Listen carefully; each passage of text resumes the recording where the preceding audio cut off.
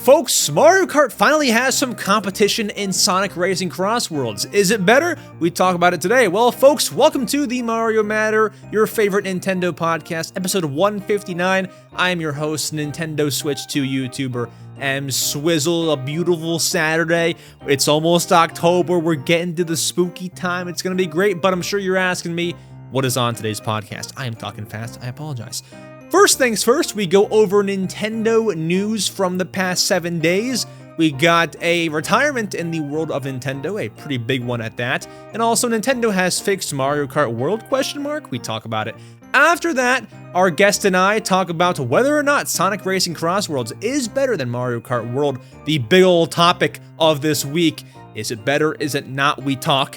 After that, we answer your questions you asked us in the Q&A segment. And our guest today, folks, is none other than the great Russ Vandy. He is on for the 4th time with over 130,000 subscribers. Russ is your favorite Nintendo Switch 2 YouTuber's favorite Nintendo Switch 2 YouTuber. He joins us today. Let's not wait any further. Let's go ahead and let's get to it. Welcome to the Mario Matter, the #1 Nintendo podcast.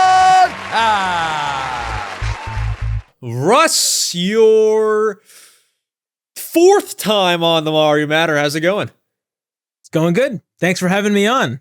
It's gonna be such a fun little podcast episode we got going on. There's lots to talk about. A fun time. I forgot which episode this was for you. I'm glad that I remember.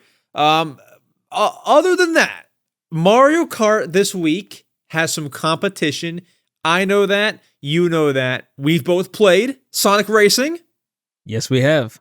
It should be good. We'll talk about that for our main segment. But before that, I do want to dive into some Nintendo news, Russ, because although it's been and you know this, it's been a little bit slow on the Nintendo Switch 2 side. We have a couple of things to discuss. One controversial, one pretty good. So I'm excited. Yeah, let's do it. Alrighty. First things first, Russ. Can you believe it? Nintendo has fixed Mario Kart World. Oh, it's about time. It is. Oh my goodness. It is. It's about time. Very much so. So listen, I think you'll know this better than me. Like, listen, I follow all the news. I know these things, but I feel like you're, and you can correct me, I feel like you're maybe more tapped into like the community than I am. I feel like I'll take it. I'm like Unk. You having an Unk moment? Little bit. I'm kind of tapped out. Let's talk about it. Also, I have a fog machine. I do too. So I really blasted it. Before the podcast, Russ saw my humidifier over here and said, let's get my smoke machine. So yours is going now? It's going. It's too much. Okay. I can barely breathe, but you can turn it off while I read the details for the viewers if you want. Good thing that's water-based. Yeah, why don't you explain it? Okay, great. So Nintendo has fixed Mario Kart World, and here is the news, folks. So there's a lot of new changes. I picked out like the biggest few that I thought were, notable and that the viewers would actually care about. And those are, number 1, you can now join friends playing Knockout Tour. It shocks me that you couldn't do that before. Like you couldn't. Yeah, do we want to talk them. about each of them at a time? Do we want to go one at a time? A little bit. Some we have more to dive into than others, but yeah, we can do that. So, I mean, I don't know what I have to unpack here. So this one, go. Knockout Tour, I guess you couldn't play with friends online, right? Mm-hmm. So that was a huge problem. Okay, I really went ham with this fog machine here. Holy smokes. Literally, holy smokes. Anyways, too much. Oh my goodness. Okay, Knockout Tour. Apparently you couldn't play with other people like your friends online while playing with randoms. Yes. Which is such a basic thing to have. I have no idea why it wasn't in there. So I'm getting distracted by all this fog. Okay, Russ, turn off your fog machine. It's off. It's off. I'll explain. It's off? Okay, geez. It's off. But Knockout Tour, so now if you're playing Knockout Tour, I can join you. This is all good news. After that, though, I don't know why this wasn't in the game. You can now, on the free roam map, you can see all the locations of P-switches that you've run over and Peach medallions you've obtained. I don't know. That was a huge one. That was my biggest problem. Really? With the game. Like in total. The only thing I see that could be nice is like if you're comparing it to like a map that you find online that like has all the medallions and P-switch like locations, so it's like a guide. I could see yourself like comparing it to that, guide or whatever, but I don't know why this is helpful otherwise. Well, I mean, it's helpful because you then know where all these P-switches. There's like 400 P-switches. Under 400 P-switches. No, wait, I don't know if you understand. Only the ones that you have, you see. No, I know, but like if you compare it to someone's full map, you can at least know where the P-switches are that you need to hit. Yeah, that's what I was saying. The problem is, before knowing which P-switches you hit, you could only blindly go around and go to each P-switch at a time and figure out which one you got and which one you didn't get. Because the game didn't tell you which ones. Okay, now I see. I see the vision now. Okay, I see the vision. I am for real unk, okay? Just excuse me over here. It's just such a goofy mechanic. Like, not even a mechanic. It's just a feature that every collectathon game should have. Mm-hmm. And it's such a basic thing that I can't believe an $80 game just wouldn't have, that they had to. How come 3 months later we got this feature that actually helps out so much? Like, it's such a, I should have to rely on third-party apps or whatever to know where my P-switches are. You know what I mean? Like, that's just like, I seriously hate whoever on this earth created like post-game updates. Like, bro, if this was on the Wii, it'd be done. Just finish the game. You couldn't touch it. Now they can release it. Like, honestly, like, dude, there's people who I thought, like, when they said it, they were joking. They're like, oh, game's released, like, half done. Dude, it's actually true. Like, bro, if it was the final release, they would have added this. I'm telling you right now. They just, they can add it. What's it now? 3 months later? That's not great, Except it's such a basic feature. Exactly. That helps out so much. It's not even like a skin or a character or whatever, which, okay, sure, give me a free update. This is like a feature that actually actively made me annoyed to play free roam mode. Like, it shouldn't have been, this shouldn't have been an add-on thing. And the chances of it, the fact that it comes out the day before Sonic CrossWorlds 2 is kind of crazy. Yeah. That was some sus timing, by the way. That was some timing. Oh, come on, bro. Apart from that, we have a few more things to run through, so let's kind of do it rather quick. You can now select a P-switch from the map and essentially teleport right next to it. That's cool. That's good. Free roam, you can transform into the character pulled into the UFO. Yes. That's nice. Do you know, like, now I don't have to rely on Kamek to unlock a character. Yeah. You can. Holy smokes. You can go there now. It's beautiful stuff. Then the conditions for the appearance of some Peach medallions in free roam have been adjusted. I guess they're making things a little easier because little Jimmy was having some hard times. I'm not exactly sure what that means. It must just be either easier placements. I know some of them are actually pretty difficult. Oh my god, yeah. But I mean, so I'm assuming that was the problem with it. Some of them are just difficult. Yes, sir. When spectating in Knockout Tour or Balloon Battle in online play or wireless play, you can now choose who to spectate, even if you're holding the Joy-Con 2 or Joy-Con horizontally. I don't know why they mentioned the horizontally part, but you can now watch pick who you're spectating. Sure. I'll take it. Decrease the time between when an item box is taken by someone and the next time it is revived. You know what? I want to talk about that more later. And you'll see where I'm going with that. Okay. But that's nice. And then also finally, there's more than this, but for the interesting stuff, increase the invincible time after spinning or crashing during a race. Like, if you get hit, you're chilling for a little bit longer now. These aren't like, those last two are just nice patches. Like, they're okay. Yeah. It's not something that I found was necessary, but we'll take them. I get it. I'll take it.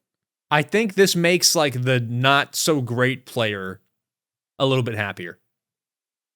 Yeah, definitely. Okay. Nice. Yeah, I think that's what it is. So if you're a Mario Kart noob, you are in luck. No, I'm kidding. But we got the update.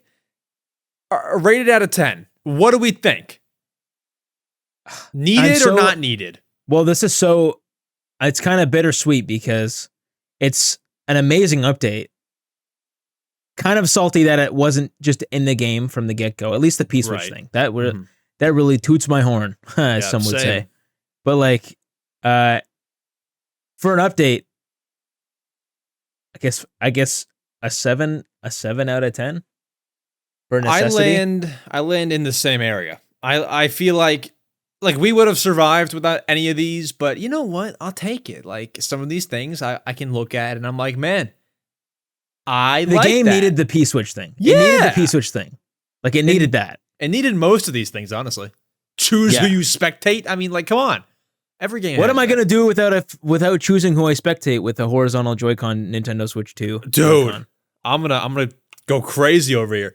But Mario Kart. Oh, by the way, what's that mug that you're using? By the way, for our video listeners, it's just my daily driver mug, the one I have on hand all of the time.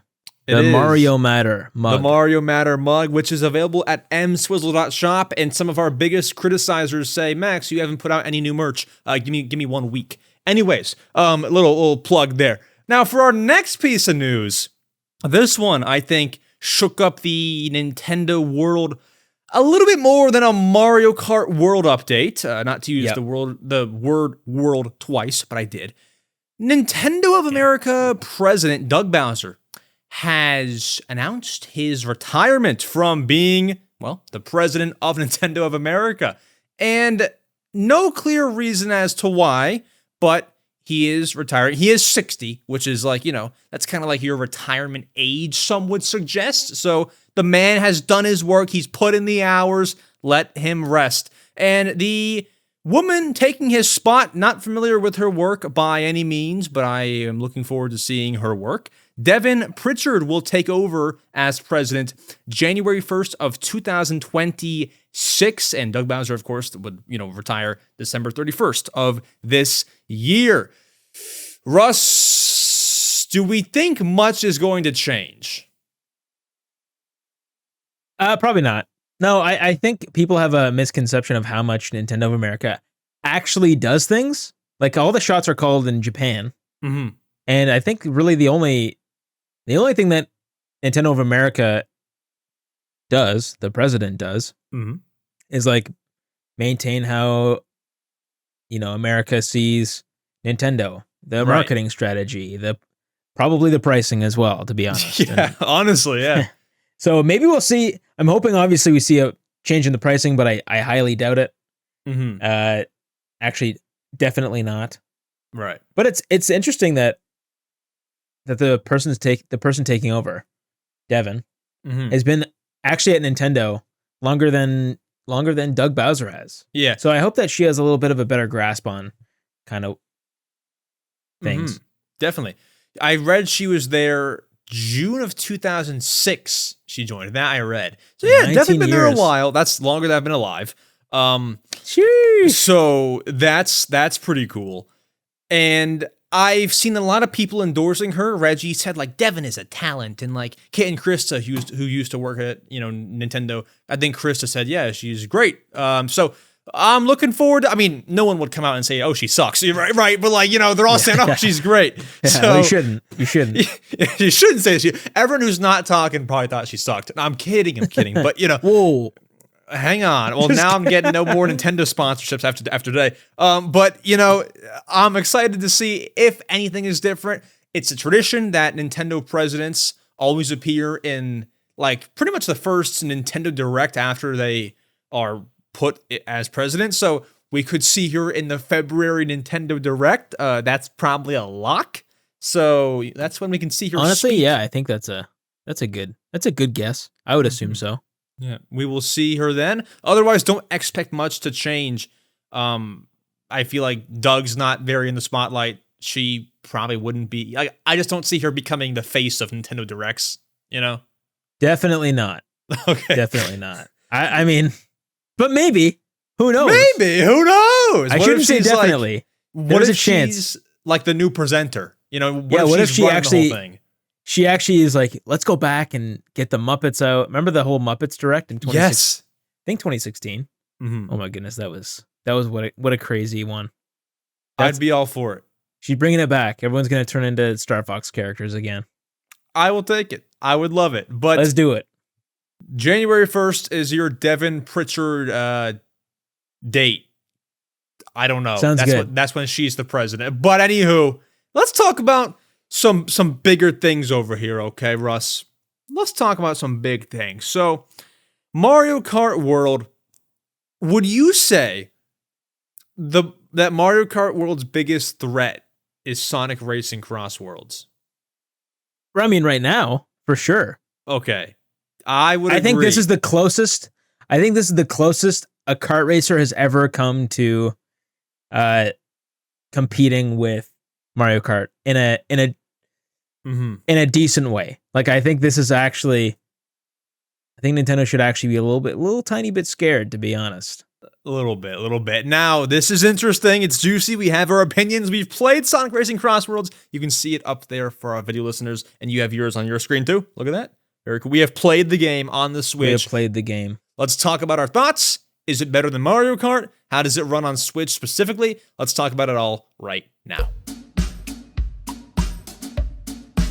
My friends, it all began when Sega had the audacity to diss Mario Kart in a commercial that they posted, even though they're releasing their game on Nintendo's console. I don't know why they did that, but Sonic Racing CrossWorlds had a nice rollout, a lot of promotion. It's the new Sonic Racing game. It is out now as of Thursday, September 25th.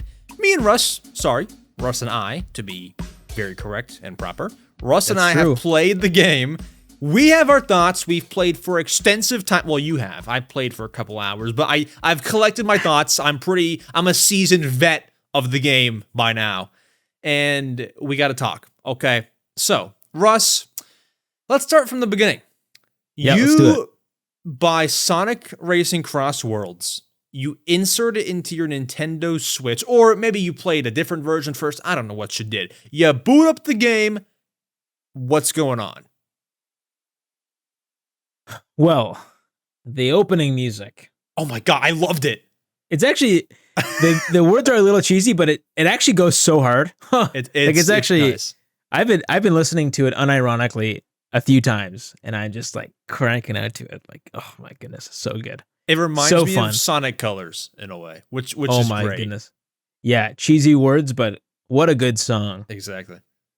I think, first of all, you can instantly tell. Okay, do we want to talk about the Nintendo Switch version first? And then just go broad, or do we want to go broad and then the Switch version? Like, because let's go broad just to give the overall scope of the game. All right, so Sonic CrossWorlds, the racing Sonic game. Mm-hmm. It's pretty similar to Mario Kart. It's got the classic karting madness going on. You got the drift to boost. You got the items going off. All the Sonic characters. You can change your vehicle. You can do all that thing. And there's even some new mechanic. Well, the main mechanic, the main gimmick is CrossWorlds. Mm-hmm. And essentially, after the first lap of a race, you go into a second lap of a random stage, a random world. Some of them are only actually these segment maps. And then the third lap, you come back to the track you started on, but there's even a little bit of a twist during the third lap as well. So the game is constantly moving, constantly shifting. I feel like Sonic CrossWorlds, like this whole crossworld mechanic with the second lap being unique, is kind of what Mario Kart was going for with the intermission tracks. Mm-hmm. Except they failed. Except they kind of failed because the intermission tracks are a little less, fun. Right. It's just like a straightaway. Yeah. Not optimal. So I really like the CrossWorlds mechanic. It makes the full race very dynamic, and you never really know what you're going to expect. So I think that's an overall the idea of Sonic racing. That's the gimmick. But there's some very interesting differences that we can touch on gameplay wise as well if you want. For sure. And you described it very well. I like the descriptions, Russ. These are very nice. Hey, listen, I get into my Sonic Racing CrossWorlds. Let's talk non-Switch version first, as you suggested. Music. Oh, I don't know if they could have done better. Not even like the theme song that like we were talking about, but just like even the title screen. Like, bro, that sounds like Mario and Sonic at the London Olympics. Like, bro, that just takes me. Or sorry, Rio 2016. That just takes me back to like when Sega was good at things. Wait, hold on. I'm kidding. Rio? Yeah, Rio. You played the Rio game? Oh, that song, yeah. Oh my goodness. Yeah, that's good. Have you played Sonic, Mario and Sonic? Yo, it's actually so funny that we're comparing Mario and Sonic and literally we're talking about Mario and Sonic. It's so weird that those games even existed. The winter sports. I've played them all. The winter one, 2012. Mm-hmm. Holy Vancouver. smokes. Oh wait, that was 2010, I think. Oh yeah, it was. That 12 was that music. London. Yeah. Yeah, that man. That was really good. Slaps. What a good song. No secret, Sega's always been good at music. That's one thing I had to point out first. It's true. Yep. I get into races. I will say nothing against the game, but like I don't know if you felt this. Coming from Mario Kart, drifting is just my drifting was just a nightmare. I don't know about you. It controls a little differently. And that just kind of threw me off. It's not a problem with the game, but if you're coming from Mario Kart, did you feel that? Like I just was terrible at it at first. Yeah, I mean, it's really different. Like it's just very different. That's the thing. As soon as I got a hang of it, the drifting, then I got used to it, and I found the fun in it for sure.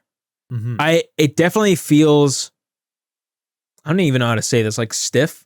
Feels a little more stiff. Yeah. It's definitely like Mario Kart's really bouncy. When you drift, you like squish around. The whole character is just kind of malleable. Yeah, really. And yeah, Sonic Racing is just really stiff. It almost doesn't even feel like you're drifting when you're drifting, but you are. Like it's there's a very little amount of visual cues that you're actual drifting, which is why I think it feels a little different. But once I got used to it, I actually liked how it controlled in the drifts. It's drifting very specifically sharp, very sharp. It takes some getting used to, but yeah, it's cool. Yes. And what I like about I was just gonna say what I like about it, but I'm realizing now that's exactly in Mario Kart. But they hide it really well. I was gonna say when you drift, you can like I'm so stupid for this. I was gonna say when you drift, you can like get like the 3 different levels of like boost or whatever. Mario Kart has that, but Sonic hides it because it's like it's different. Like in Mario Kart, when you drift, the like color of your drifting sparks change. Yeah. In Sonic, it's like 1, 2, 3. It like counts. So it's different. Like the layout's different. It had me thinking like the whole system was different. That's not true. But they have that. Like they have some elements from Mario Kart. The 3 levels of drifting. They have charge jumps for all that you care. Like they got charge jumps in there. Mario has charge jumps. You mean? Right. No, but Sonic does. No, they don't. What? They don't have charge jumps. I don't think so. They do. What are you talking about? They have charge no, jumps. on the water. When you're on the water. Only when you're on the water. Is that true? You can only do the charge jumps when you're on the water. When you're on land. Maybe I was just drifting or something. I swear that they're in the game. But you must have been on the water. That's what it is. Maybe. I thought I wasn't.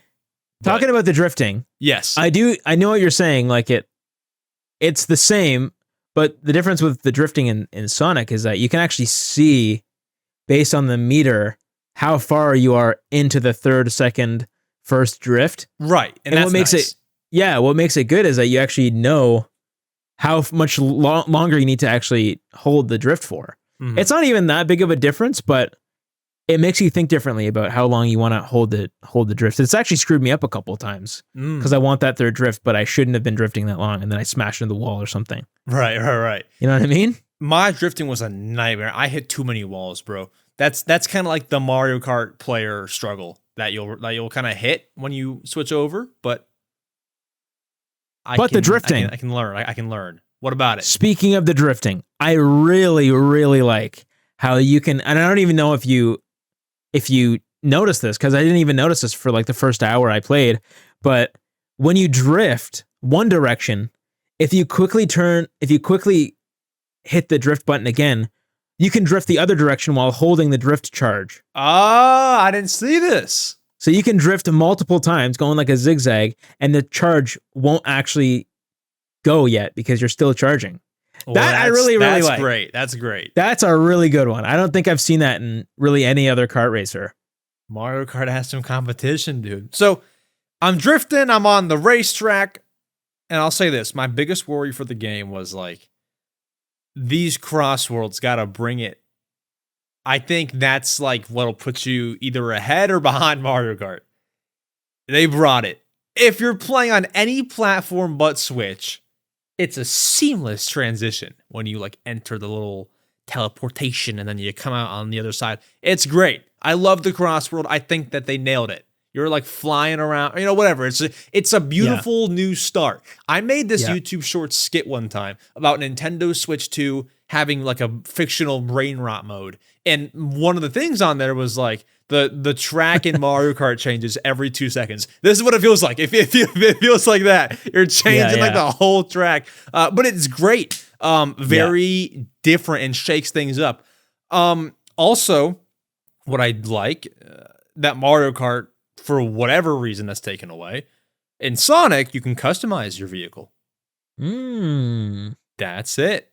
So maybe you can speak a bit more to it, but you can change. Sorry, go speak to it because you probably know more than me. Yeah. So with kart customizations is a little bit different than like Mario Kart 8 Deluxe, for example.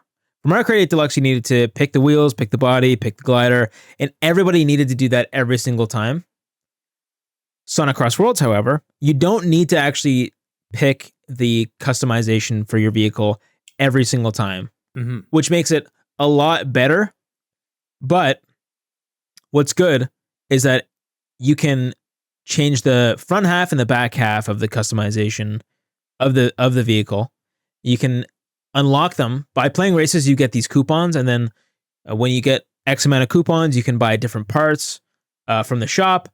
And you can change the stats of the vehicle you want. You can even go as far as to customize the entire color of it, like the full color palette. You can add decals to it, which is really funny because there's some really crazy decals. I don't know if you saw them. There's like an Alienware decal, Haichu, Puma. Like they got some good brands. Like it is CrossWorlds. It's kind of crazy. And then you can even adjust things like the horn sound, which are like so expensive, but you can change the horn. Yeah. The good thing about it, comparing it to Mario Kart, though, is you don't need to. They're still standard carts, and people aren't spending 3 days picking what vehicle customization they want. Like you can just, it's mostly for the single players. If you're playing solo, there's a lot better progression in Sonic for the single players because you can unlock stuff and customize your own vehicle, and then it can. But I like it. I actually really do enjoy it. I mean, the customization honestly, bro, part. Sega do what Nintendo don't, I hate to say it, but it's true. So that's been nice. It's just one thing I'm really glad about is it feels not like a Mario Kart clone. Yes. So that I'm really hyped about. I just thought it'd be like the same thing. And it's similar. It's a racing game. Like how much more different can you be? But like the track, the CrossWorld customization, everything. It's great. I love it. Yeah. One other thing that I love that Sega took that I guess Nintendo don't want to do is they added in, just tons of random third party. Russ, Steve is in the game. Oh my goodness, that is. I still find it crazy that Steve is in Smash Bros. And the fact that he's now in like a random Sonic racing game, like who? Huh? It's so crazy. So that makes it funny though. Way more fun because like I can now be Steve or SpongeBob SquarePants for all I care. Oh my goodness! And just like race around like in Mario Kart, you can only be Mario, Luigi, Cow. Cow is cool, but I'm trying to be like somebody else. The only way for Nintendo to compete with this would be like to add Tom Nook and Isabelle back. Tom Nook wasn't in there, but Isabelle back, and then bring in like Metroid, Samus, bring in Kirby, like bring in everyone. That's like the way for them to compete. They will never do that, at least not now or in any sort of updates. It seems like so. Sonic is winning here, huh? Sonic is definitely winning from a character. Yes, from a character perspective in their own games, even. And yeah, I think the bigger part about this all DLC, which is first of all fantastic that they're using other IPs. It is literally CrossWorlds. Once again, a great use of the name and having them here. But the best part about these DLC characters is that we actually know that we're getting updates for the game. Like, we know what is coming. We already paid our $70 up front. We know that we're going to get, I think, at least 12 new free update Sega characters. And then we're going to get, if you want, it's kind of like a Fighter's Pass thing. Yeah. You can get the other non-Sega characters like SpongeBob, Steve. And that is so much better than Mario Kart, because we paid even more money for Mario Kart, $80, and we have no idea how Nintendo is going to support it. Even in the last Nintendo Direct, Nintendo didn't give us anything for the $80 game we paid for. And even Doug Bowser said, like, oh, we're charging more money for the game because it's variable pricing, and that's because of the longevity that the game has. And to me, that kind of means they're going to give us free updates for at least 2 years. Yeah. And maybe that's silly of me to think, but we got nothing. And yet here is Sega giving us a full 2 year or a full year plan for the next year of how they're going to support their game, which is so nice. And actually, like, I like playing the game even more because I know that Sega is going to add stuff to it. Literally next month, Steve and Alex and Creeper are coming out, and it's just, that's refreshing. That's nice. So now you want to like look forward to that and like not be rusty, so you keep on playing. Now that's the way. Exactly. That's how way to do it. Now, Russ, here's the thing. No game has ever released that didn't have complaints from this guy, and probably you too. There's a couple problems with the game. Yeah, let's talk. I don't have that many based on a few hours of playing. If I play more, maybe, but like first impression type segment, you know? So let me just spit what I see. Sure. This is not a complaint, but rather a funny observation. The whole menu lobby is looking like a Fortnite lobby. Not a complaint. I'm just pointing that out. That is a good observation. A couple things, because I haven't pulled up right here. I can see it. I'm looking at it. That's a Fortnite. No, it looks lobby, like Fortnite. Dude. Oh looks no, like Fortnite. But that's not a problem. I'm just saying. My first problem came in. Am I alone in saying that? Not a big complaint. I'm just saying, when someone in front of you takes an item box, it takes a little bit too long for the next one to come in. Bro, you would love the latest update in Mario Kart World. Yeah. Oh my God. Yeah. Oh my God. It's great. They just fixed it, bro. Nintendo had a demo of this game, and they're like, "Oh no, we gotta fix that now." Like, their items don't spawn in fast enough. I know what we can do. Yeah. I mean, I do you don't agree? Yeah. I didn't really. It's not really something I thought about, to be honest. I didn't find it that big of a complaint. In my opinion, it's kind of part of the strategy to take an item in front of someone, but also I do understand why it would be annoying to go for an item and then have it stolen. Right. But I think with 12 player, because this game is 12 players, not 24 like Mario Kart, there is a little bit less people, so having less item boxes aren't as big of a deal. Whereas like Mario Kart, there's 24 people. Right. If you have 24 people, you need to have more items, and they need to spawn in fast, because then no one is getting it. Only the front people are getting it. So I didn't find it to be that big of an issue for me, at least. But I get the complaint. That makes sense, and I'm sure it's just like coming over from Mario Kart complaints. Like in Mario Kart, they come in, a whole lot faster. Sonic, they don't. It's just like getting used to the game from Mario Kart is kind of like where my complaints stem from. I just feel like in Mario Kart, if someone grabs an item box, I can usually like slop in behind them and like grab one too. But in Sonic, no, you can't. My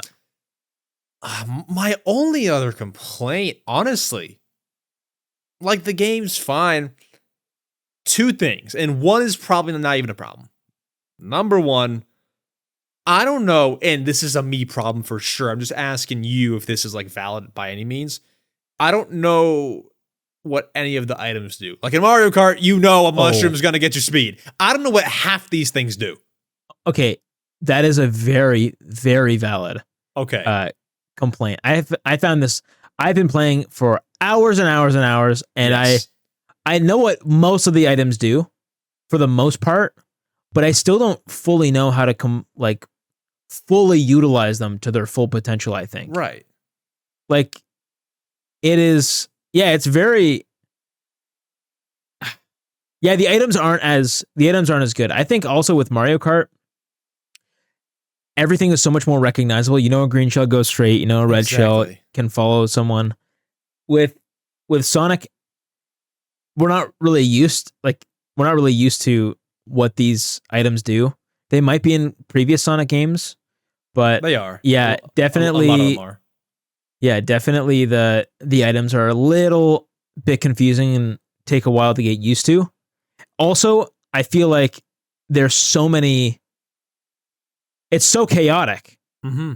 And the worst part is, I think, when you get hit by an item, you don't actually know. Like, you just slow down. Whereas Mario Kart, you like tumble and you go everywhere. You know you've been hit in Mario Kart. And this one, I just slow down and I kind of move a little bit. Yeah. So I think that's kind of something. Yeah, I definitely get the items thing. I think it has to do more with like the polish and quality of Sonic. Mm-hmm. So I guess that would be one of my complaints. Great game, really good at kart racer.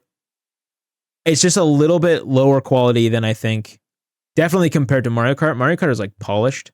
Yeah. But like on Sonic CrossWorlds, it's just a little bit lower quality in the way that, you know, your kart doesn't bounce around with physics as much. When the item boxes, when your item is getting swapped, like when you hit an item box and it's flashing a bunch of items, it's just like a PNG. And it just kind of looks cheap. And then a bunch of UI, all the random UI on the screen, it just looks, I don't know, it looks a little cheaper for sure. Definitely. Not as polished. Looks Sega-like. Yeah, but it's not like horrible. It's just notably not as good. And maybe that's because I had the Switch version, which we should still talk about, by the way. I was just going to get to that, and this is our lead, or like, you know, leading our thing that I'm going to say that will lead into that. Yes. My next complaint, and I don't know if this is anyone's fault. Like, I don't know what the answer is to this complaint, like how you fix it. But like, I have a Sega sponsored video coming out soon, but I bought the Switch version of this game. $60 bought. My money. I'm sick and tired of paying $60 for a racing game and I don't know who's at fault. The Switch, Sega, what? I'm tired of paying $60 for a racing game that runs how it should if I played it on my phone. Like, the Switch version is not good. I played it today, Russ. It's not good. Yeah. Yeah. Well, that's definitely the Switch's fault. Yes. And to be fair, the Switch version, the base Switch version is $60. Mm-hmm. Which is $10 cheaper than the current generation console versions. That is at least it's cheaper. And then when the Switch 2 comes out, I'm sure that it's going to be $10 to upgrade it to the Switch 2 edition. But it's still a quality game. All the content is there. It doesn't look pretty at all on the Switch. No. But at least all the content is there. That's worth the money. And then I know what you're saying. But that is definitely the Switch's problem. The most annoying part about this is the fact that the Switch 2 edition didn't launch on launch day. Yeah, that's a big bro, until yesterday, I was under the impression it came out for Switch 2. Until I found out yesterday it didn't. I'm like, what? Yeah, the Switch 2 version got delayed. The Switch 2 edition is going to come out at the end of 2025, and then at the beginning of 2026, the physical version is coming out. Yeah. But apparently it's not going to be a game keycard, which I don't really mind personally. I know that's a really hot take. Yeah. I don't really care about the game keycards as much as a lot of other people, but I am happy to see that it's going to be on the actual cartridge. Yeah. Are you going to buy the Switch 2 edition? Sorry, like the physical, like the brand new like box. That's a Russ Vandy thing to do. Bro, I literally went out today and I bought Pac-Man World and FIFA. I don't Pac-Man, even dude. play FIFA. But I don't play FIFA, but I'm like, I gotta try it out. Do you have for the channel? I would like to. Okay. The thing is, what I love about YouTube is that at least I have an excuse to go spend money on video games. But what if you spend it on like It's that Sonic DLC, you know? You mean end the Sonic DLC? I get both. I think when my game plan is that after the game comes out on Switch 2 physically, I will buy the physical version and I'll just trade this in or something. Okay. That's the joy of physical games. That's responsible. I'll take it. Yeah, I'm going to probably just take it back or sell it privately so that I can have the Switch 2 version. Uh-oh. What's going on? Yeah, behind a Walmart. Oh, gotcha. Get that. Are you going to be that one of those $60 people that like trade in games and like, have you ever seen they like open up the Switch and they put this like foam and then like a little googly eye in it? Have you seen those? I have no idea what you're talking about. So these like scammers, they'll buy a brand new sealed game, they'll open it and they'll put like this foam and then like a googly eye in like the cartridge slot. So when you shake it, it sounds like a little like something's in there, like a real cartridge. Some innocent guy buys it, take it home, you open it, game's not in there. Like it's like a scam. It's illegal. Don't do it. But you know a little too much about this, I think. No. I've just seen it. I've seen it before, man. I've seen it. And so I don't know if you're gonna be pulling one of those, but everyone in Canada, watch out. I won't. Okay, I won't scam. Okay. But yeah, I probably will sell it to get the Switch 2 edition. That's honestly the biggest problem with this. I think we should talk about the performance because the performance on the Nintendo Switch is not horrible. It plays at 30 frames per second, which is the biggest issue. Yeah. Horrible for a kart racer. Makes it feel like I played it on the PlayStation, the demo on the PlayStation in my Steam Deck at 60 frames per second. The game feels completely different, better. Yep. And it's so, like, I really glazed it up today. But if I had played it on those consoles, I really think I would have glazed it up even more because it feels so much better on those platforms. Butter. But the resolution is like under 720p on the Switch. It's at 30 frames per second. Thankfully, a solid 30 frames per second. And I mean, it's just a lower quality version of the game, but at least it's $10 cheaper. So I can roll with it. Yeah. Now, to answer everyone's question that they have, Russ, is Sonic Racing CrossWorlds better than Barbie Dreamhouse? Sorry, Mario Kart World. Oh, I thought Barbie Dreamhouse. Oh my goodness. I don't want to embarrass myself. But it's better? Or no, Barbie Barbie's Dreamhouse? Better. Yeah. Barbie for sure. Oh, gotcha. Hello Kitty, hello? Hello Kitty Island Adventure or whatever it's called. Better? No, this is real talk. Better or worse than that game? Oh, real talk. Definitely worse than Hello Kitty. Wait, no, like honestly. Honestly, I don't know. I haven't played Hello Kitty. Oh, I thought you have, bro. You have play you? you play every Switch game, and that was I haven't gotten around to that one. That was like a niche like Hello Kitty game, and like it became like a mainstream thing. I thought maybe you had played it. I don't know. You know what? That's valid for you to think that. Unfortunately, I haven't got around to playing Hello Kitty yet. Okay. But maybe I will now. Have you played it? I haven't, but you just play all the games. I didn't know if you had played it. I apologize. I should have played it before we started talking. You should have. Better or worse than Mario Kart World? Answer the question now. I want you to answer first. Okay. Like people are having this debate online, like better or worse. Listen, Sonic Racing is great, but I don't know how you can deem it better than Mario Kart World. Maybe the gimmick of like the CrossWorlds is refreshing, but I don't know how you label it a better game. I don't see that pathway. Yeah, I agree. I agree with what you're saying. I think first of all, obviously, depending on what your playstyle is and what your opinion is on games, it depends on what you think. So there's no definitive answer, obviously.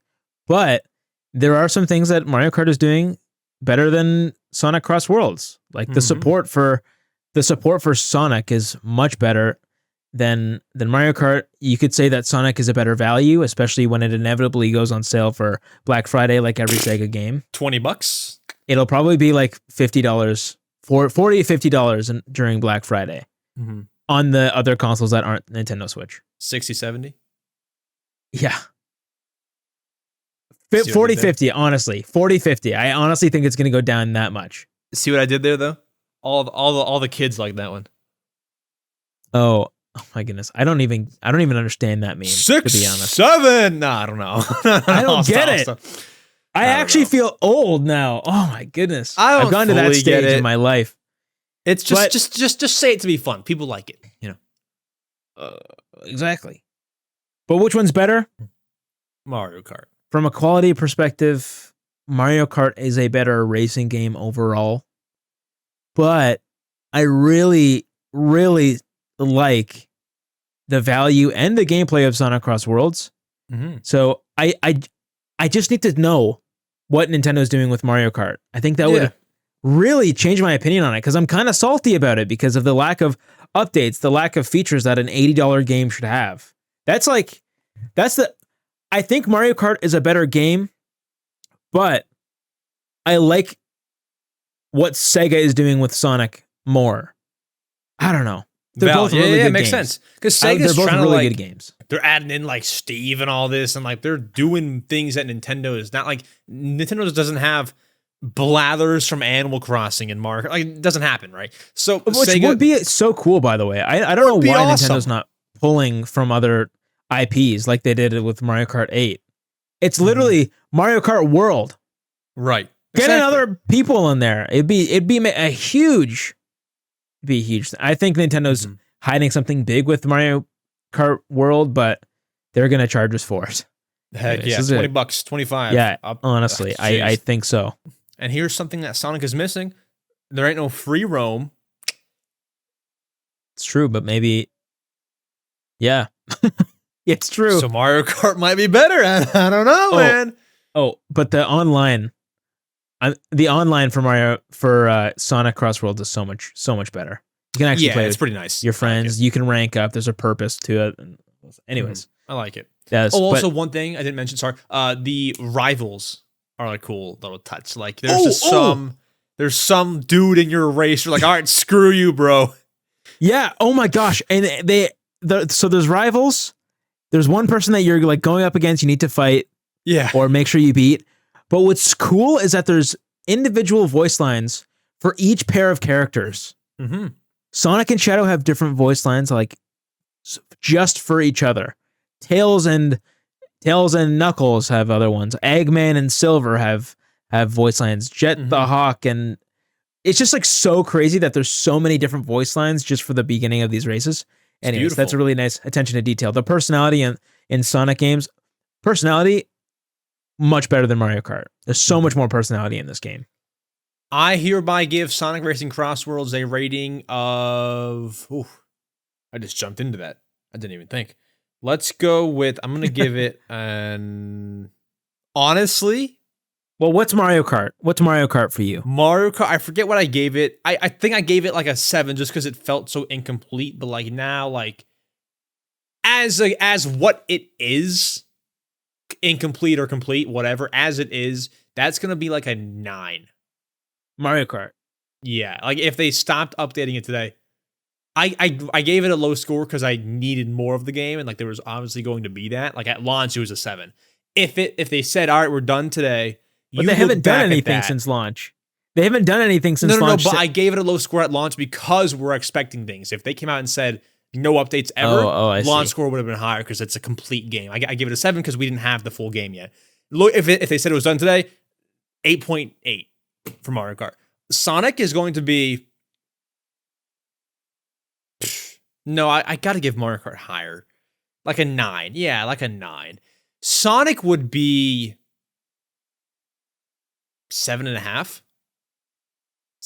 Maybe higher. that 8, lower? 8. I mean, that's your score. Then that's your score. No, I think it is. Even before you said that low, I think it would be higher. Yeah, it's like an 8. I think if for me, Mario Kart is, I think it's 8.7 for me. Mm. And if Mario Kart is 8.7, I'd say Sonic is 8.5. Okay. I like it. That's close. That is close. That's what I mean. It's close. Mhm. But if Nintendo is being a little bit smart guys and explaining how, or at least teasing how they're going to explain it or support it at Yeah. all, Even We if it's shall see. honestly, even if it's paid DLC, which I hate saying. No. But like, even if Can't it's be. paid DLC, at least we would know that there's something coming. Right now, we don't know. I guess so.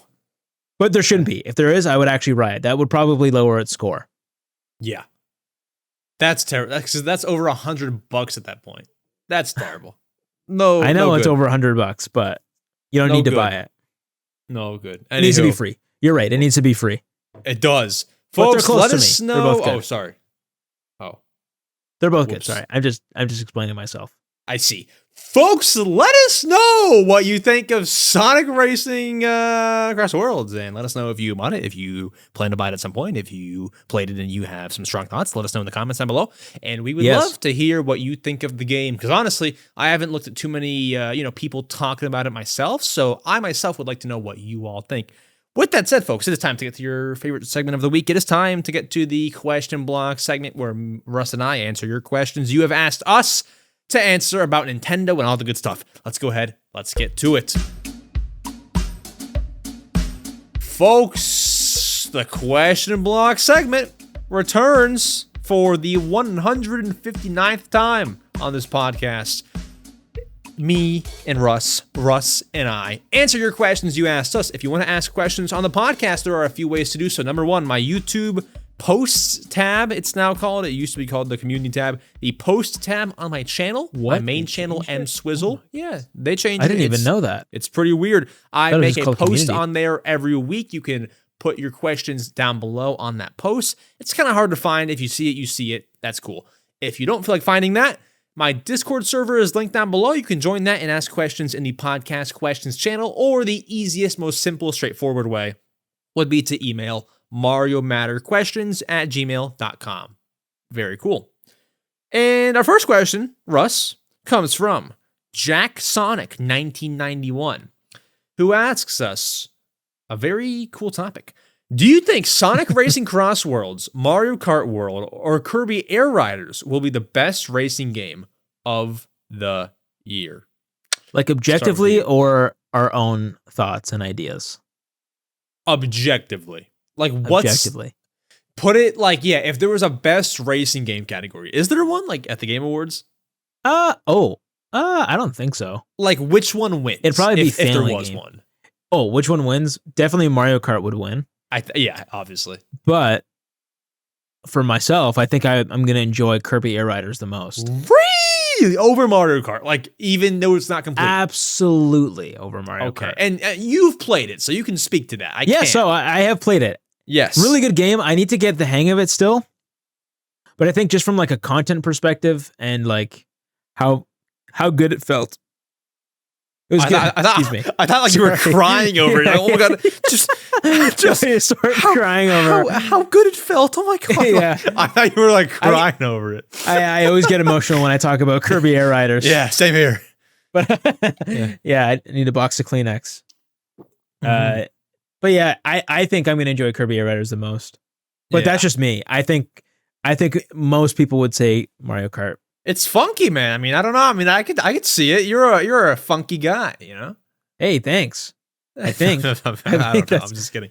But I mean, for me, objectively, Mario Kart World is like, if there was a category that would win racing game of the year, of course. For me, as like an enjoyer, I mean, probably Mario Kart World. I mean, like, you know, we can look back. It's almost October. We can look back and say, oh, Mario Kart World is not complete. Bro, we all know life did in June and July. Like, come on. It was a very good game. Like, we had fun.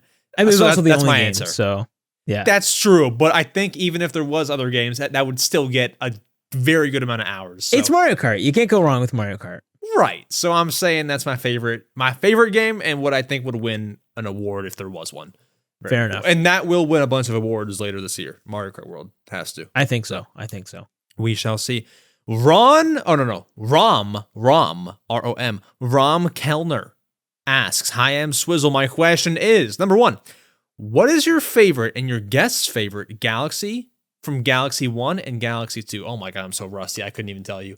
You know what? This is actually really Toy Time Galaxy. Difficult question because I haven't played these games Same. since I was a kid and I played them on the Wii, and I'm saving myself for the remakes that come out next week.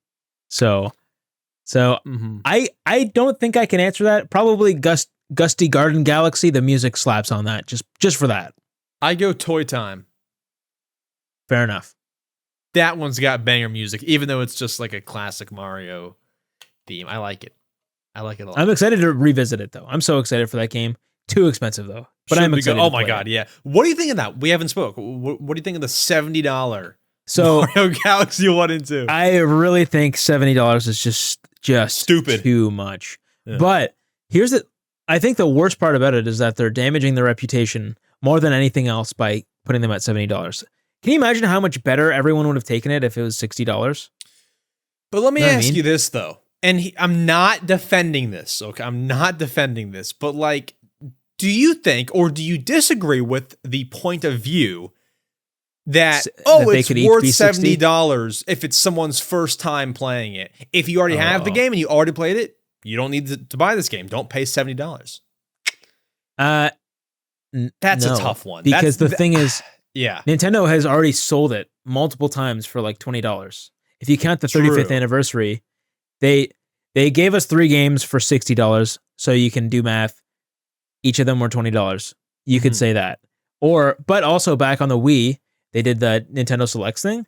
That was actually, they sold the game for $20, mm-hmm. like just a few years after it came out.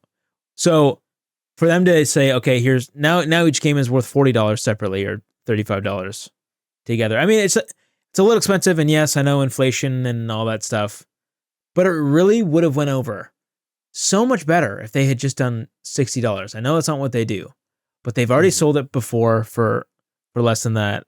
Yeah. So just I really think they would have.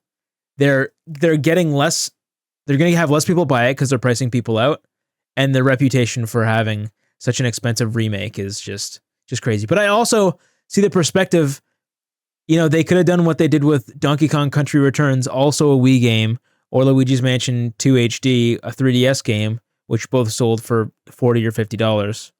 They could, and they sold those for $60. So I also see them selling them separately for $60. Mm-hmm. Anyways, Interesting. at least they didn't do that. I'm just, it is what it is. I don't know what to say. It is. It's what disappointing. It is. It is. But it is a little, yeah, it's a little too expensive. 70 is just absurd. And then Rom's next question is, what was your and your guest's first ever pre-order? Yeah, That's you're gonna have to go interesting. first. You're gonna have to Okay. go first. I gotta think. Yeah, I do too. Well, I definitely didn't pre-order any Wii games. I was just too young to even know what was even coming out. The first time in my life that I had knowledge of games that were coming out in the future was Wii U era. And the first I can remember is Donkey Kong Country Tropical Freeze, 2014. That's the first game that I remember I bought Wii U games before that, but I said, game is upcoming. I want it.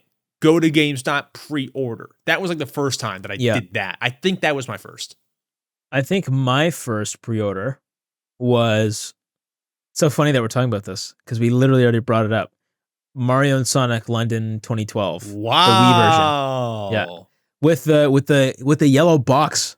Remember the yellow box? I have it. Yeah, it's over there. So crazy that I had a yellow box. But I think that was my very first one. I went to the store. I'm like, I'm going to pre-order that. Yeah, that's cool. That's funny because when I bought Mario and Sonic, I have this the only memory that I have of me shopping for Wii games as a 4-year-old was no, I was older. 5-year-old. I was at GameStop, which is probably where you pre-ordered that game. I'm guessing, or whatever Canada's version. In Canada, in Canada, GameStop is called. Well, it was EB Games. Okay.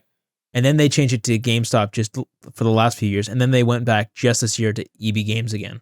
That's the kind of only weird, place. man. That's the only place, at least where I'm from in Canada, that you can pre-order a game physically and go pick it up. You can do it from Best Buy and Walmart, but they have to ship it to you. That's in-store weird. place. Only in-store place is EB Games or GameStop. That's weird. So I'm shopping GameStop in the Wii section. I'm 5 years old and I see, I don't know if it was the yellow box. I don't know if I like Mario. I don't know if I like Sonic. But everything about Mario and Sonic at the London 2012, was enticing.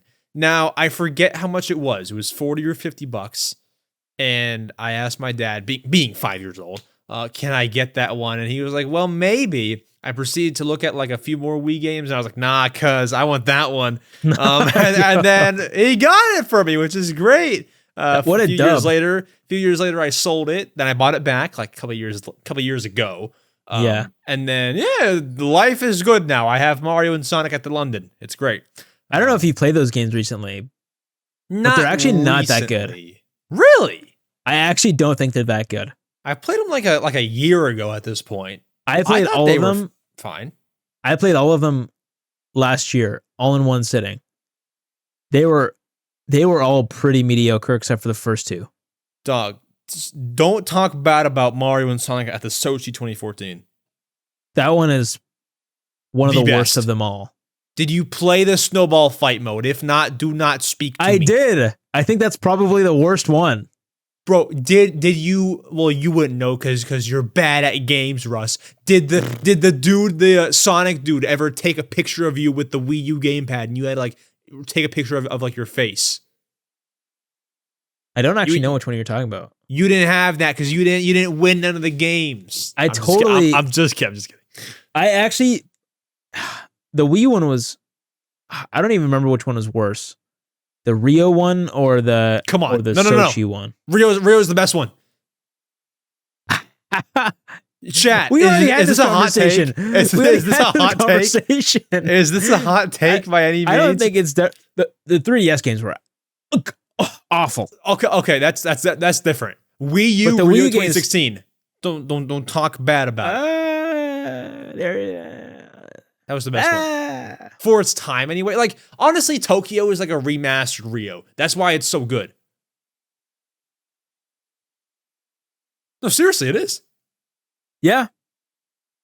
I'm spitting facts over here, Russ. You know what? I'm defensive. I will say- Don't talk about my Mario and Sonic games on the Wii U. The Switch version is better than the Wii U ones. Yes, but for its time, Rio was like for its Sure. time at launch, best one. It's the most unique one for sure. I'm defensive.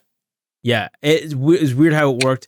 They built that game almost entirely for Miiverse. It was really weird. Yeah, remember that? That's the best part. And you could run around as your Mii and the That's so the best weird. part, dude. It It's was so- good. It was Yeah. good, dude. It was okay. It was not bad. It was a great game. That's idea just was my there. opinion. I'm not trying to, what are they called? Opinion shame. I'm defensive about my games. Okay. I Come on will now. I will gladly hear your opinion. Okay. Well, thank you. All right. Well, that appreciate really it. derailed. No, I think it uprailed.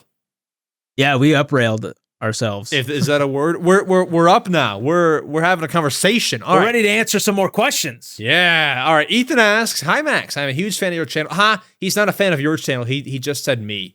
Ha. I'm just kidding. I'm kidding. It's hard to put questions on here, Russ, because a lot of people like ask them to me specifically. I'm like, well, Russ can't answer that one. I don't know. Hey. Well, not like you can't answer it, but it's like, hey Max, how did you feel when you posted your first Animal Crossing video? I'm like, Russ they didn't don't do that. Like they don't care about. They don't care about about is you. what you're saying. Yeah. Yeah. I'm just kidding. No, I know. I'm used to it. I'm being harsh over here, okay? But Russ, what is your least favorite Animal Crossing game? Probably the one on the DS. Yeah, do you same. remember what it's called? It's not Wild City Folk. World. Wild World. That's I think the DS one. And I would love to give some context. Wild World is not a bad game, but City Folk is essentially Wild World remastered plus more. Like, yeah. So to pick Wild World DS, the worst version, that's like picking Mario Galaxy Wii over Mario Galaxy for Switch. Like, there's no point. Like, the Switch is a better version. Like, there's no benefit apart from like, if you have no. Here's the thing. People say Wild World is my favorite. I guarantee you that's only because you have nostalgia. You took your DS on a camping trip when you were 6. That's why Yes. that's why it's your favorite. Objectively, it's not good by any stretch when you have City Folk. Concept for the game, music is incredible. But when you have City Folk, there's no point. It has to be said, Exactly. Russ. Has to be said. I'm glad you said it. It had to be said. That's like can I get one more example? That's like playing Pong on whatever old gaming on the color TV game Nintendo system and then playing Pong on your phone. Like, Yeah. You only It's have true. nostalgia with the old system. Pong on your phone's better. I said what I said. It's valid. Finally, I love it. finally from Ethan. Should I get a Switch 2 or a PS5, Russ? Switch 2 or PS5? What Okay. should Ethan get? I think a Switch 2, but it also depends on your play style. If you're going to only play docked, then PS5 for sure. Mm-hmm. Then PS5. But if you like handheld, Switch 2. It's a little tiny bit cheaper. Mm-hmm. But I think Switch 2. Oh, you got first party games too. No. Yeah, I was Switch gonna 2. say PS5 can't play that Mario Kart. Switch 2. Yeah, Switch 2. For sure. I think a Switch 2, not even trying to like suck up to Nintendo. I have a PS5. It's awesome, but like just you can play a lot of the third-party games on PS5 on Switch 2.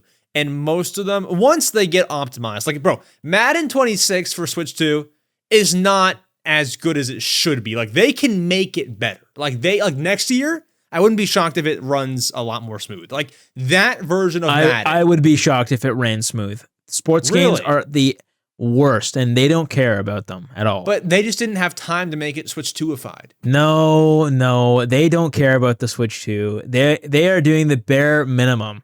They do yearly releases. They only maybe. Okay, I don't think so. If these stupid sports games are all 30 frames per second, you can't. And NFL had a huge hitching problem when it first launched. Yeah, I don't think they care. I don't think they're going to do it. There's no reason that a condensed stadium can't run at 60 frames per second. Next year they'll fix it. Madden 27. I don't think so. So But I guess my point, I hope so. My point is like most of the third-party stuff you can play on PS5 runs okay, if not great, on the Switch 2. You get a Switch 2, I think you'll like it a little bit better. But yeah, there are similar prices. Like back in the day, like we could say Switch or PS5. Well, Switch is $200 cheaper. But yeah, nowadays it's a bit more of a competition. So I don't know, man. Yeah, Switch 2 can play most of the third-party games now. Mm-hmm. We got the whole Resident Evil thing. You can play the new Resident Evil game. Yeah. True and that. Boom. True that. Finally, King Dragon asks, how do you feel about the main Nintendo Switch 2 games being $70 now, especially since Pokemon Legends ZA will be $100 for the game and DLC? It's like 95, right? Well, close enough. $100, right? Yeah. Close enough. Sorry, Yeah. I'm not trying to be a grammar police. I just wanted to put it out there for the record. It's actually 95. Yeah, actually, it's not 100. I'm not trying to defend. I'm just putting it for the record. It's gonna be that much probably. Is it gonna be 95? I thought it was a $20 DLC. I mean, most Nintendo DLCs just happen to be 25. You look at, these are Switch 1 games, so it could be even worse. Like Mario Kart Donkey 8, Kong's Splatoon 3. Donkey Kong's is 20. Different. I think that's I think they couldn't make it 25 because, bro, have you played the DLC? Like that, there's not a ton to do. It's definitely not worth $20. No, I think $10 would have been good. I think they were just all right, let's just not make it 25 so it's less egregious, but we still want money, right? So let's make it 20. I think the difference with Pokemon is that they actually could sell it for that much money and people would buy it and not even care. And that's tough to think about. I think 25 for the DLC. Anyway, games being $70. Yes. Getting derailed. Obviously no one likes it. But in the long run, do we think that's worth it? Or how do you put it? Do you see any there's no upside for the consumer. I'm just how do I word this? Does it make sense? Can you see where they're coming from charging $70? I understand $70 at this point. I think, Donkey Kong Bonanza without if they had just dropped it at $70 and called it a day, no DLC or anything, I'm fine with that. Yes, there's a lot of AAA games that are much higher budgets than Nintendo's that are selling for $70. But Nintendo, I feel like their games have always been $60 for the longest time. Going up to $70 for, better graphics, which more expensive games, all that stuff. I think $70 is actually, I can warrant $70 on a game that is fully released, fully out, not waiting for the dumb DLC, which is why Mario Kart shouldn't have been $80. I mean, Yep. $80 I have a problem with. $70 I'm okay with. That's my I thought. like it. I like it. I think it's fair. I Not think for remakes though. only answer. Yeah, no, seriously. I think where I stand is like you can charge 70 if you have a game that is worth 70. If you have Donkey Kong Bonanza, if you have Mario Kart World, which should have been 70, not 80. 70, okay, I will pay it glad. Like honestly, like happy. Yeah. You start charging $70 for Mario Galaxy 1 and 2, we have a problem. You start charging 70 That's how I feel. for, and listen, they probably will, for a Switch 2 version of Tomodachi Life, we have a problem. Whoa. 70 for Switch 2 for Tomodachi That's not Life? confirmed. I'm just saying, like, if that were to happen, which I know. feel like it might. That Wait, would probably $70 happen. for $70 for Tomodachi Life on Switch 2? I think that's a fair price. Fair, and listen, I will pay that glad because I'm a fan of the series, but like that is not a game that I think is going to be worth 70. Like to the average consumer.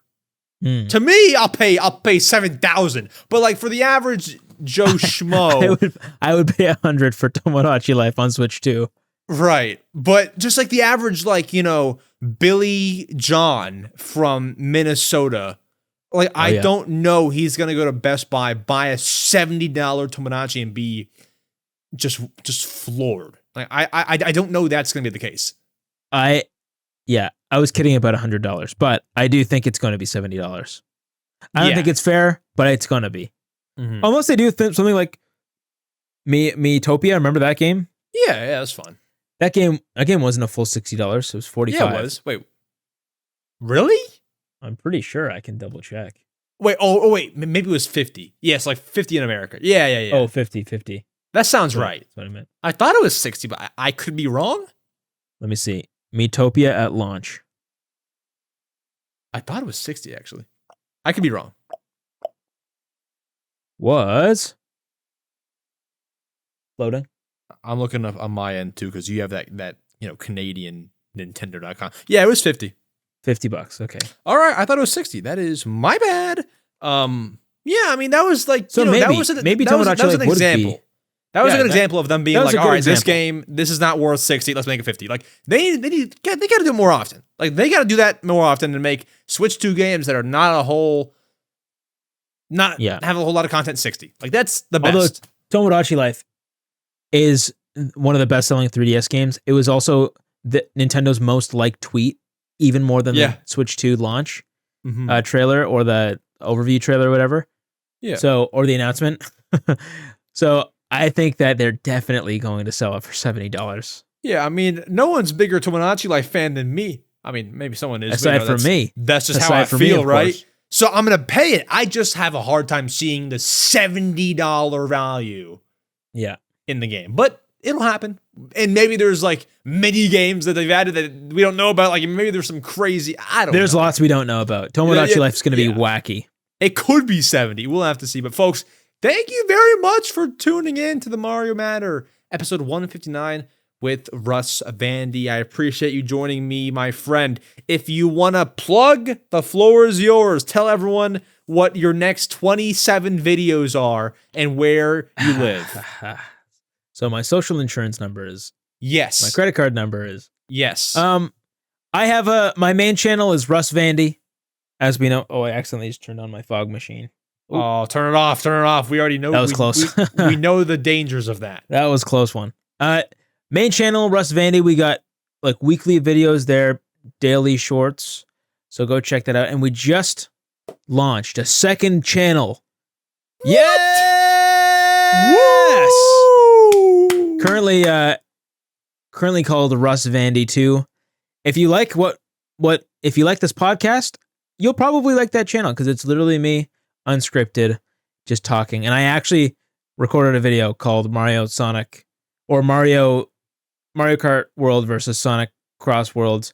So if you wanna hear my full unfiltered opinion, Check that out. You tune in. We will leave those links down below to his main channel and his second channel. Let's go. Let's freaking go. People always ask me, like, Max, where are the links?